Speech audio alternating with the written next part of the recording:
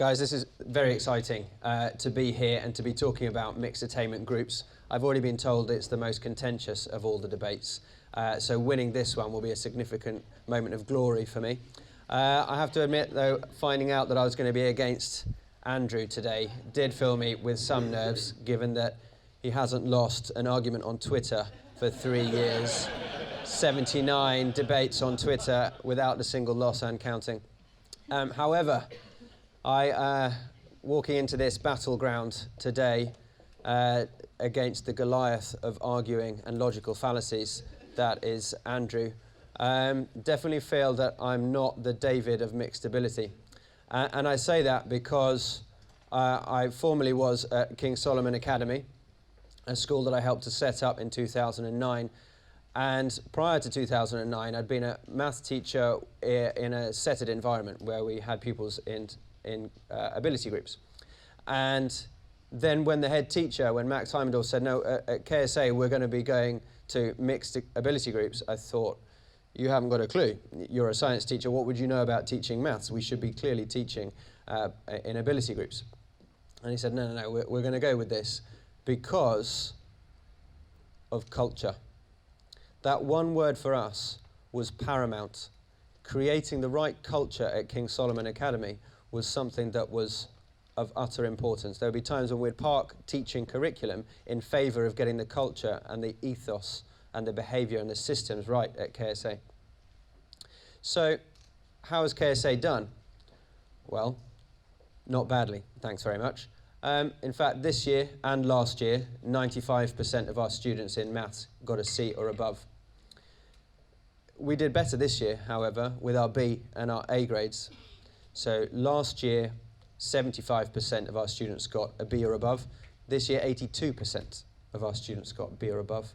And when it comes to A's and A stars, this year, 55%, more than half of our pupils got an A or an A star in maths. Thank you very much. Now that places us, last year, at 7th in the country in terms of all comprehensive schools, and this year, 1st. So I stand here with, I guess, some ability to say mixed ability has worked. And certainly, if we play logical fallacy bingo, then the burden of proof is going to be on Andrew to show that it doesn't. See what I did there? Okay. I'm just signposting for the lower attainers in the room, okay? So mixed ability teaching can be messy, and there will be times when things need to be scaffolded and signposted for the lower attainers. I'm not saying it's easy, and it does require a certain different mindset from the teacher and a certain different skill set from the teacher, but it does work and it is possible. I'm going to start, though, by tackling what I suspect is going to be the centre of Andrew's argument, which is that setting or mixed ability grouping doesn't work for the higher attainers and it doesn't work for the lower attainers. That we're not addressing the needs of the higher attainers in a mixed ability group and we're not addressing the needs of the lower attainers in a mixed ability group. And that may well be true, and we probably need to put some parameters around to what extent mixed ability works. But I would say, on the evidence side of things, stuff coming out in the public domain, that ability grouping favours the higher attainers, but it doesn't favour the lower and the middle attainers. And that research is consistent, particularly consistent in a maths classroom. And I'm sticking to maths because that's our home turf. We're both maths teachers, and I thought I'd make it easy for Andrew. So consistently, we find that mixed attainment, though, works for lower attainers and middle attainers and higher attainers. It has a positive impact. Setting has a positive impact on the higher attainers, but for me there's a problem because it's having a detrimental impact on the lower and the middle attainers. And I guess this is it's going to come down to what we see education for.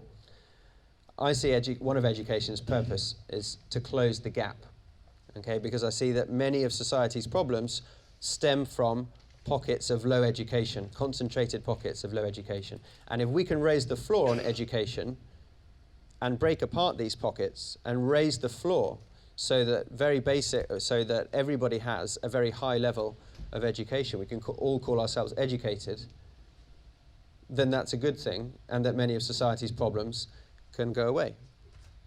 So I have a problem then that there is a gap between higher and low attainers, and that we should be doing something at a societal level and from day one of year one to not even let the gap open up, and that actually we're not talking so much about lower attainers and higher attainers so in the same way. And that's because, if I move on to the centre of my argument, that grouping pupils by ability impacts very negatively on their self-identity, particularly in a maths classroom, their maths identity. So much so that before they even walk in the classroom, they have a label for themselves, they have assumptions about themselves. I'm a set 1 learner, I'm a set 2 learner, I'm a set 5, a set 8, a set 10 learner. And they carry that label and some of those assumptions into the classroom before they even walk in. That's going to hold back their potential. They're going to self-limit themselves. And that some of that is going to come through from the teachers, who consciously or subconsciously limit where they think their class can go. Imagine the feeling in a fifth out of 5 sets, of all those sets above you. What does that say? What does that do for your sense of possibility that you could ever climb your way up to being a higher attainer? All I would see is 4 groups that I would never climb up the ranks of the mathematical ladder. It would really defeat my sense of possibility. Imagine an alternative scenario of never feeling that you are being left behind, and how that would preserve or maintain or foster an incredible maths identity if you never felt that you were being left behind. That would be a good thing, and that should start, in my view, from day 1 of year 1 at primary school, and we should be doing everything we can to preserve maths identity at the beginning. And that might mean adapting our teaching approaches. That might mean having a curriculum that's fit for purpose. It might mean bigger picture stuff with the whole of society. Okay, so I said that culture was our number 1 at KSA. I see that our mixed ability classes were one of the central vehicles to getting our culture right at KSA. We wanted our culture to be based around working hard, being nice, and ultimately achieving great outcomes. And as a result of being together and that sense of togetherness that you get from a mixed attainment group, I think we achieved that. The difference between our environment and an alternative scenario where they're in ability groups is that you fragment that culture. There's a culture in set 1, there's a culture in maths, there's a culture in French, there's a culture in year 7, there's a culture in English, there's a culture in Key Stage 3. And each of those separate cultures brings with it a separate identity for the pupils. We wanted the pupils to have a very strong, single and central identity about themselves as a learner and as part of our community. And that came from being able to keep the classes together and being taught in mixed ability form groups. So I'm now going to come on to stuff that research typically won't mention. Research will typically mention the impact on self-identity and belief. And this is my trump card, so I'm going to signal that to you as well. The trump card is this. A mixed ability model allows you to deploy your teachers in a way that will increase their effectiveness as practitioners. And the reason is this. If you're setting pupils, you probably have to teach all 5, let's have this hypothetical school, there are 5 maths classes. You have to have all 5 of your maths classes being taught at once. In a mixed ability model, you only need to have one of your maths classes being taught by one teacher, and therefore, potentially, that one teacher could teach lots of those classes. So in a teacher's preparation, the night before, the day before, they could be planning to teach that same lesson to multiple classes. Therefore, they will have better outcomes because every single time they deliver that lesson, they're iterating and getting slightly better. The 3rd time I taught my classes, I was nailing it because I had a better sense of their misconceptions, a better sense of where their questions were coming from. And because I was doing that day after day after day, I had a very intimate knowledge of the Year 7 maths curriculum, an intimate knowledge of how the assessment was going to work. And the final one is that in terms of accountability and in terms of conversations between staff, the head of a year group only needs to have a conversation with far fewer maths teachers, potentially 1 or 2, who can cover the whole year group. Each form teacher only needs to go and speak to 1 maths teacher, 1 English teacher, and therefore those conversations can be much more fruitful. And so for all those reasons, I would say that mixed ability works, and I look forward to hearing what Andrew has to say.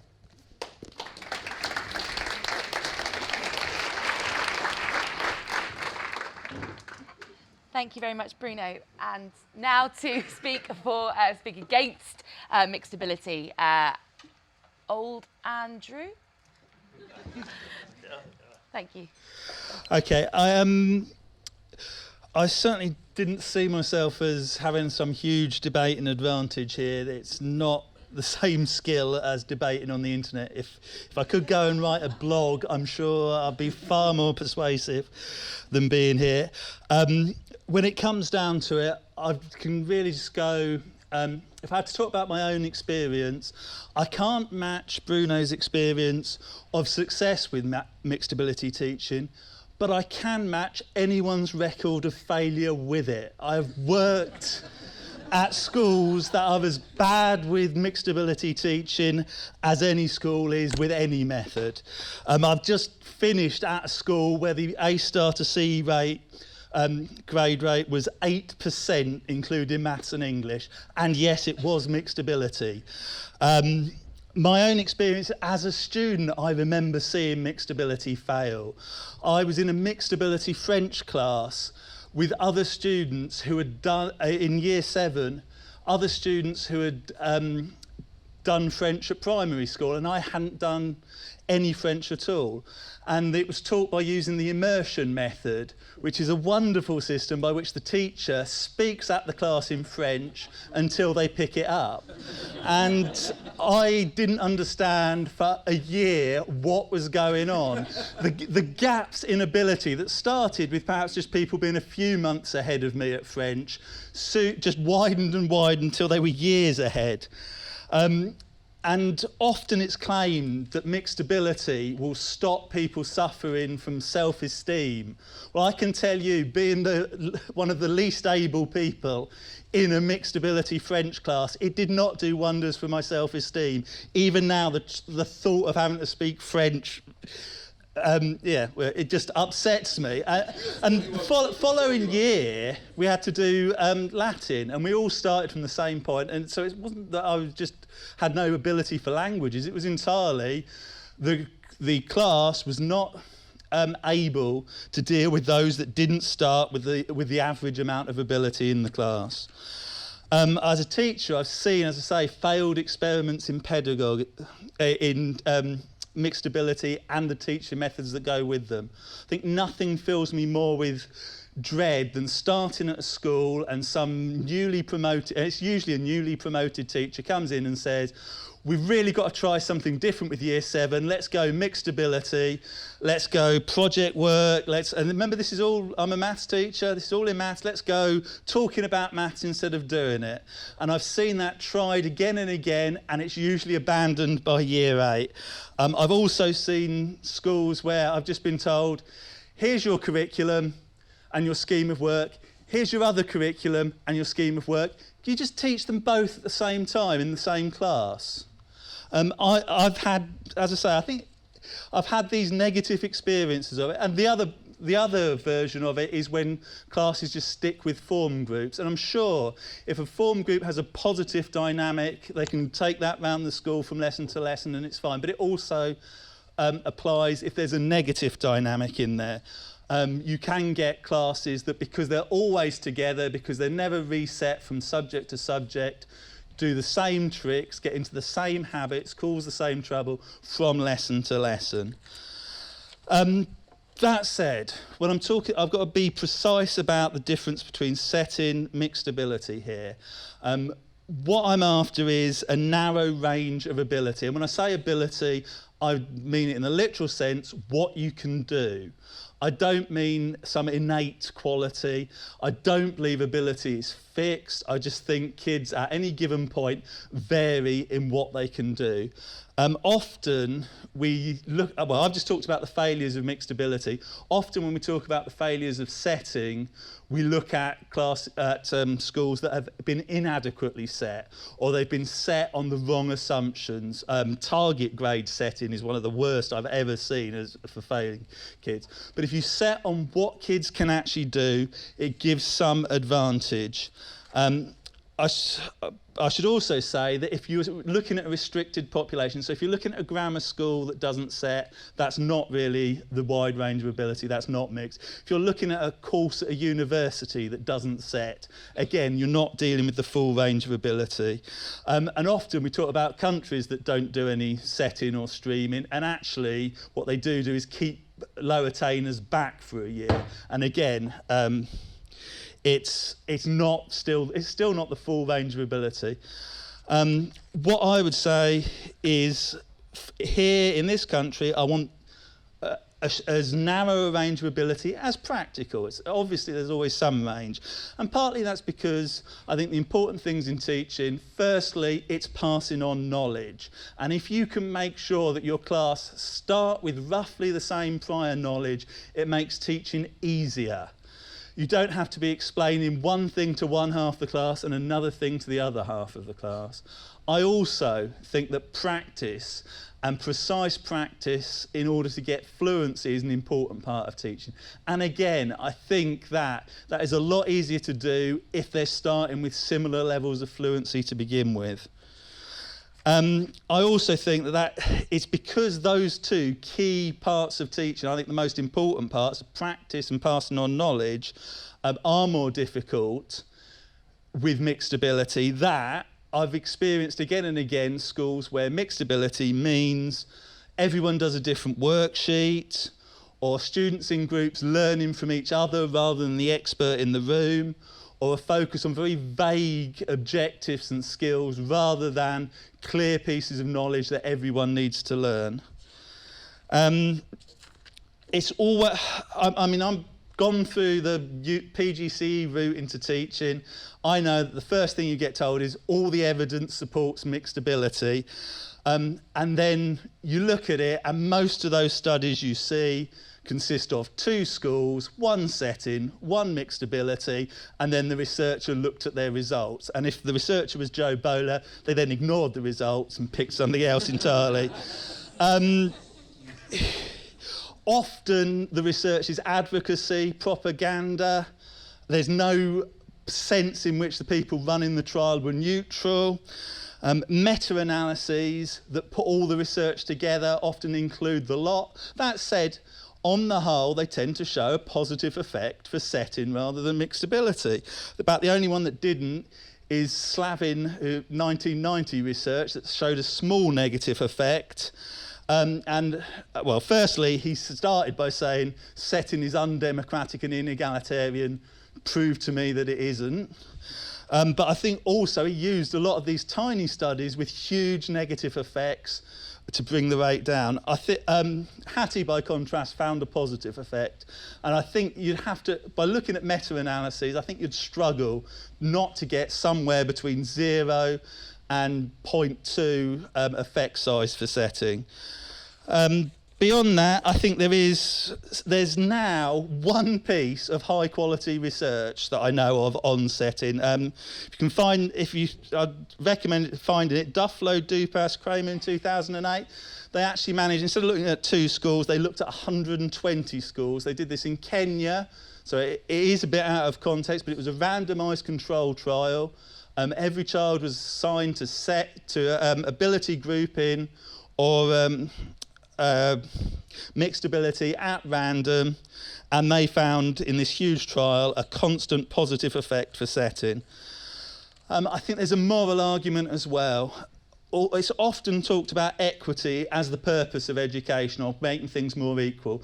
But if you want to put resources into those that are worst off, who are achieving worse, you actually need them in a separate class to get those resources to them. If you spread them out amongst as many teachers as possible, it's much harder to get that help and support to them. Not only that, it's also becomes harder to hold a school accountable. Why are your low attainers making so little progress? We don't know, because there's 10 teachers involved. And finally, I don't think kids fear being labelled high ability and low ability half so much as some of the new labels that have been introduced to cope with a curriculum that doesn't deal with the extremes. When we've got things like gifted and talented registers, and we've got 20% of kids being labelled as SEN, often just for doing badly academically, you're not avoiding labelling it, you're making it actually more sinister, more bureaucratic, and giving them less opportunity for making progress against received standards of academic performance. Okay, so thanks.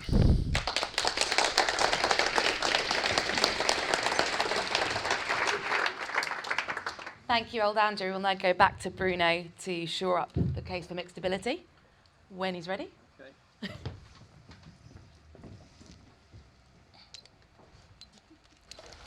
Thank you, Andrew, for that. So I think one of Andrew's later points was about 10 different teachers. I'm not sure. Okay. About 10 different teachers in a settled environment, making it very difficult to hold anyone to account. Well, that just seems to me to make the case to have fewer Hello. There we go. That's censoring. To have fewer teachers, which you can pull off using a mixed ability deployment model. And I wanted to say more about that in terms of teacher effectiveness. I think you can probably hear me if I use my teacher voice. The impact that it made on me as a practitioner, being able, given the chance to teach and reteach the same lesson multiple times a day, meant that I became a much better teacher quicker. And the reason for that is because as the maths and what I was having to do, the questioning, the modelling, took less and less of my working memory and my brain power during a lesson, it meant that more of my mental space was able to use for my teacher radar to pick up on behaviour things and use all the different teach like a champion techniques that we were attempting to use at KSA. And if it hadn't been for that and having the chance to repeat the lesson and get better each time I delivered it, then I would have just gone from a year 7 lesson that was all right to a year 8 lesson that was all right to a year 9 lesson that was all right, but never getting to the point of making them excellent. And so my practice improved as a result of that, which was only made possible because we were grouping the pupils in mixed attainment groups. Andrew, first of all, raised his position in a French mixed ability classroom as a student. And my question back to Andrew would be, well, how much worse might you have felt if you were in the bottom student being left behind there too? Mixed ability done badly is mixed ability done badly. It's no better, or it's certainly just as bad as setting done badly, and I'm not in favour of mixed ability teaching done badly at all. Obviously there are ways of getting it right and there are ways of getting it wrong. What I'm advocating is getting it right. And that doesn't have to involve different worksheets for different students, but it probably should involve a fairly easy entry point into the topic, into the concept, and building from there. It may well involve different questioning techniques. It may well involve grouping small groups within the classroom potentially from time to time, but by and large we're trying to keep the class together and move the class together. I suppose we need to keep going, as I said earlier, further back to primary and trying to keep everybody together there so that the gap doesn't open up so much by the time we get to secondary. Let's sort out the gap opening from year 1, from day 1 of year 1. Let's have a curriculum that keeps people together. Let's have a style of teaching and grouping there. Let's have same-day intervention. Let's sort it out there so that we can teach together, because I think the benefits of teaching together in terms of the culture that you create in the classroom is fantastic. We had very, very happy and excited pupils who were a delight to teach, and there are at least 3 employees or ex-employees of KSA in the room, and there's probably at least half a dozen to a dozen of people who have been to visit, and will hopefully vouch for the wonderful, the warm, the charismatic energy that you have coming from the pupils. And I think that was glued together by the fact that they had a strong identity from spending so many hours in one classroom together. And had they been off fragmented into different groups for English and maths and French and music, then that wouldn't have been part of, that would have led to a fragmented self-identity. So I think there's a number of things going on with mixed ability teaching. I'm going to say that it can have a significant impact, particularly in maths. I think it needs to be taught well. Does that mean I have a minute left, or I need to stop? Okay. That it should be taught well, and it can be taught badly. But that culture, getting the culture right in the classroom, is potentially the biggest multiplier of any technique or pedagogical style that you could be adopting. And so get the atmosphere right in the classroom, and I think that probably comes from feeling safe and secure in yourself, in your sense of possibility to achieve in that subject. And I would say keeping pupils together gives you the better chance of everybody feeling like that. Thank you.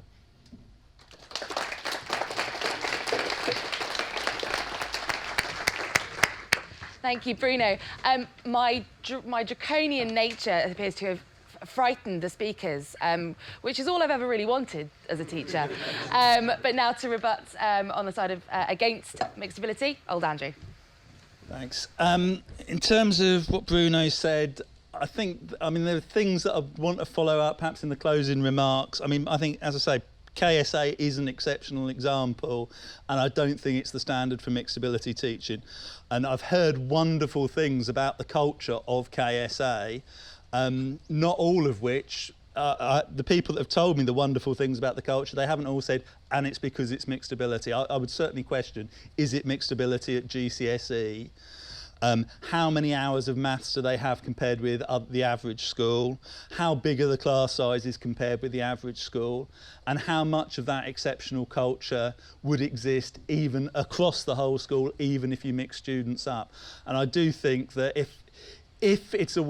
mixed ability is a way of sharing culture, that's got the bad side and the good side. And in a lot of schools, there are aspects of the culture you don't want to share. And you want teachers to be able to set their own culture in a lot of classes, and that's easier if the students are being directed to the class and the teacher than the teacher is being directed to the tutor group or an existing form group and told to adapt to what they're already like. I would dispute the point about lower retainers doing worse for mixed ability. Yes, that is claimed from some of the research, but a lot of that research compares high ability sets, low ability sets, and mixed ability sets.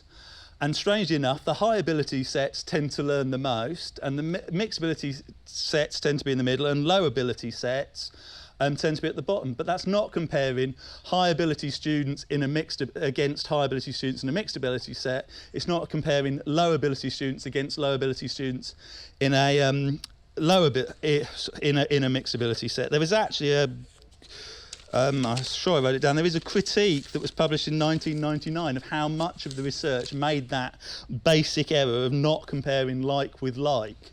So it's, yes, the average student in a mixed ability class probably does better than the average student in a low ability class. That's not the same as low achievers in a mixed ability class do better than low achievers in a low ability class. I do think equity and equality is an absolutely key point in education, but I also think it's a debate. And having classes set means you can have the debate of how much resources do we put into the highest achievers, how many resources do we put at the lowest achievers, what resources do we aim at target classes. You can actually debate it and you can hold schools to account in a way I don't think you can do otherwise. The biggest point, and it is a trump card, is Bruno's talk of how you can allocate teachers and classes using mixed ability. And a part of me thinks that would be great to teach the same lesson to 4 classes, one after the other. But then part of me just thinks, and if I only taught year 9, day in, day out, would that actually be the best possible development for me as a practitioner? And I know when I've gone without even just 1 year teaching a particular year group, I feel my skills with that year group have been dulled. I also think that there's a lot, if that was the aim of just teaching the same lesson, then you'd group teachers by ability across the year. So you might have lowest set in year 11, top set in year 7 if they're on a par. You could you don't actually have to have mixed ability in order for teachers to repeat the same lessons. I would also say if you're going to learn from repeating lessons, then the evidence on how you learn from repetition is spaced repetition. So teaching the same topic across the year is likely to be more useful than unspaced repetition, so teaching the same lesson 4 times in one day. Finally, I've said before, mixed ability done badly and setting done badly. It is. I mean, it's always, is that what it's really like? However, I would say that normally when we talk about bad setting, we talk about not enough setting, not changing the sets, giving the worst teachers to the bottom sets, and practices like that are really about not setting properly, not setting priorities properly. When we talk about bad mixed ability teaching, we're usually just talking about teaching in general. We're not talking about a failure to be mixed enough, whereas with setting, we're talking about a failure to be set enough. So.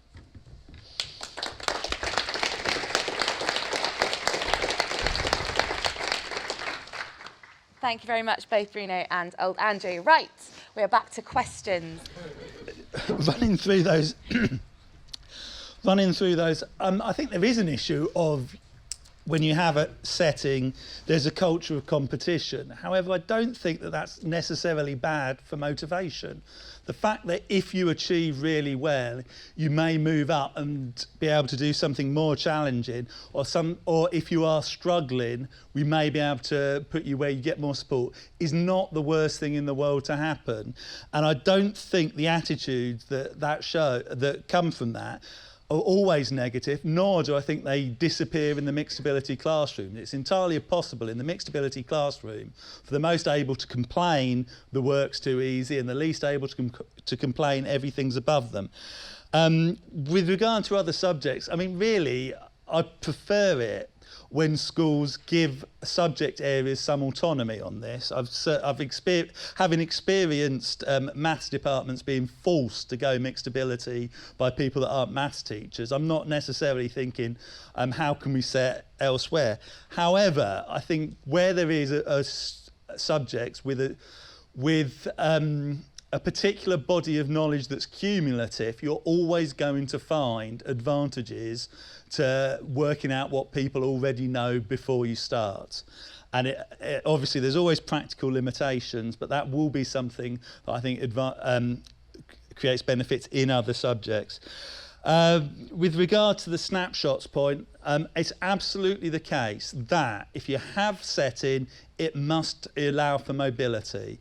And I've talked before about setting done by target grades, which I've seen at a number of schools. The GCSE classes, it's based on their target grade, which is based on their Key Stage 2 results. So effectively, they've been set on the basis of where they are 5 years ago. It has to be ability, and it has to be their ability right now.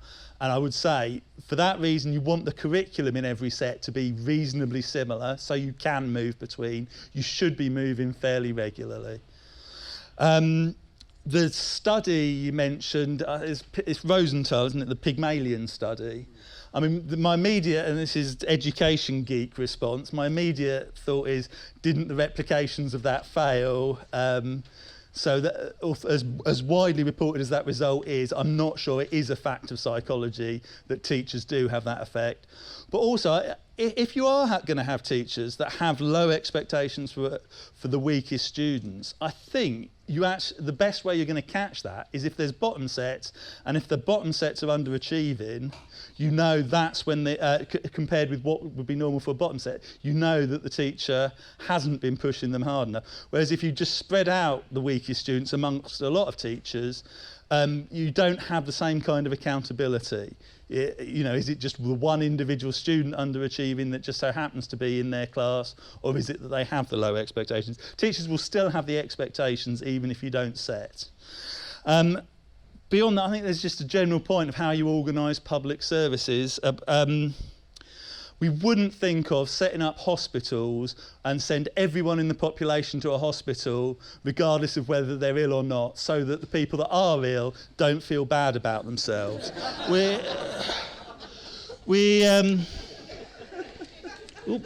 We wouldn't set up a legal system where everyone is taken to court and prosecuted for a crime just so the people that are actually guilty don't feel that by being sent to court, or sorry, the people that have been accused don't feel that by being taken to court they're being treated unfairly. And if you set up a food bank, you would advertise it, you would put it somewhere where there are homeless people, you wouldn't just knock on every door in the street handing people a sandwich.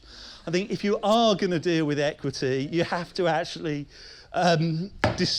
discriminate, and discriminate fairly, discriminate on the basis of needs, but you don't meet needs by just ignoring them. Okay, I'll stop there.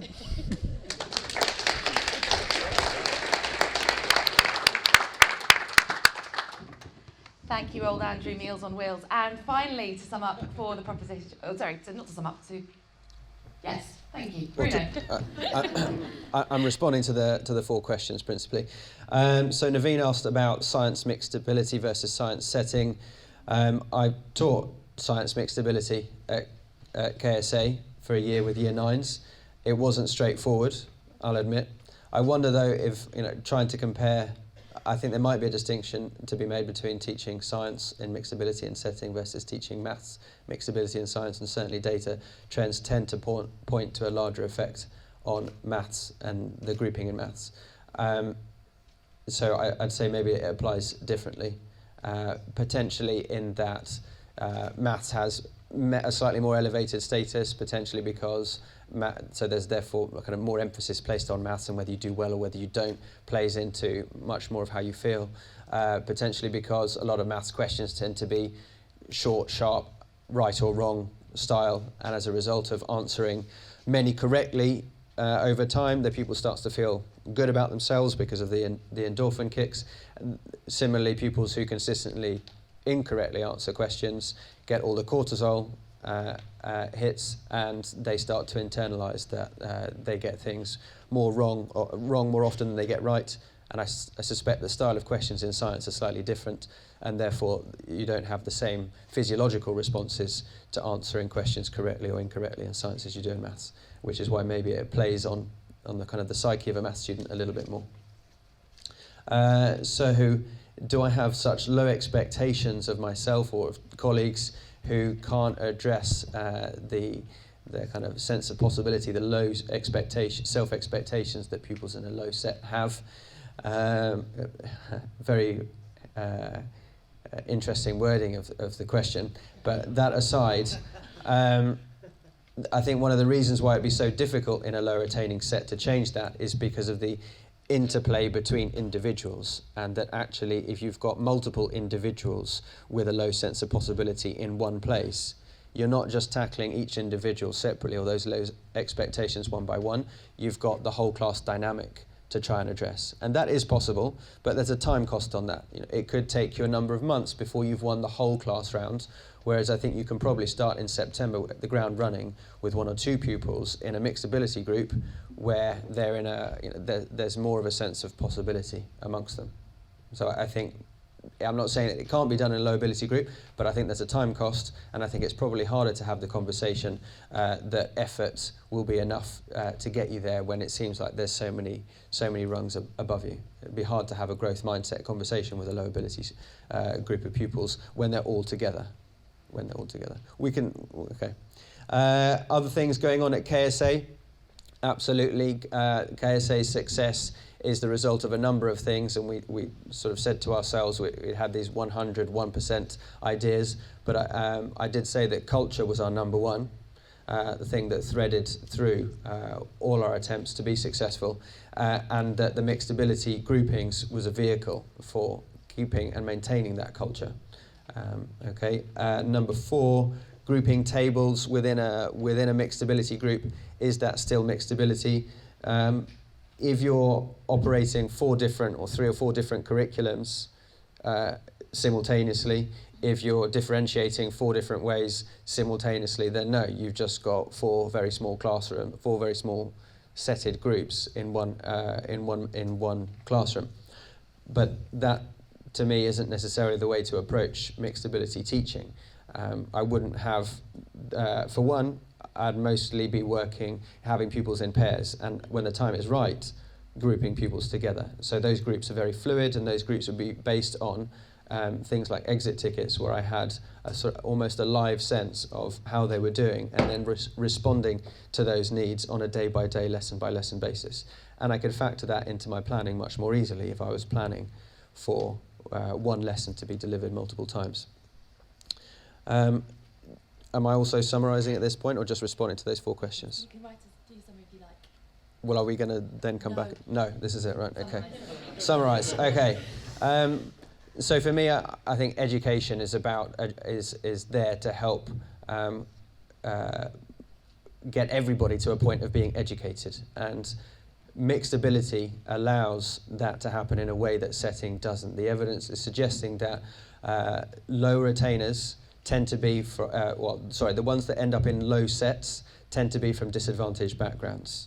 And as a result of that, if they're failing, and last year 30% of children didn't get a C grade in maths, my worry is that over time they've probably spent a lot of their school career in a low set, and the result of that is that they're now leaving school feeling that, well, A, without a decent batch of qualifications, but also feeling that education wasn't for them, that they didn't do very well in school, and they then pass that on to their children, to the next generation, and it becomes a perennial issue.